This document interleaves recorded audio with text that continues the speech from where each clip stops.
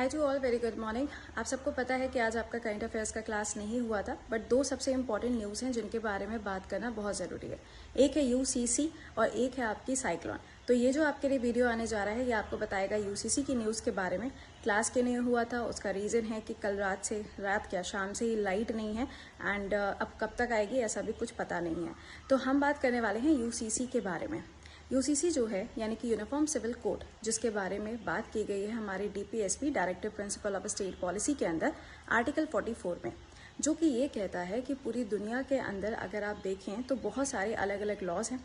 India के अंदर भी आप देखेंगे तो डाइवर्सिटी है, यानी कि अलग अलग प्रजातियां हैं, अलग अलग जातियां हैं, तो सबके लिए अलग अलग लॉज भी हैं।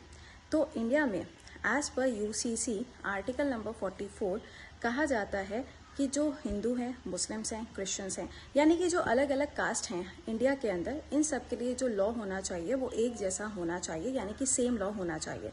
चाहे वो मैरिज हो, चाहे डाइवोर्स हो, चाहे अडॉप्ट करने की बात हो या फिर प्रॉपर्टी की बात हो, इन सब के लिए जो लॉ होना चाहिए वो एक जैसा होना चाहिए। ये यूसीसी के अंदर बोला गया। लेकिन 21st लॉ कमीशन ने इस बात को कहा था कि इसको लागू करना कोई ज़रूरी नहीं है, लेकिन इंडिया के अंदर एक ही स्टेट है जहां पे इसको लागू किया गया, वो है गोवा।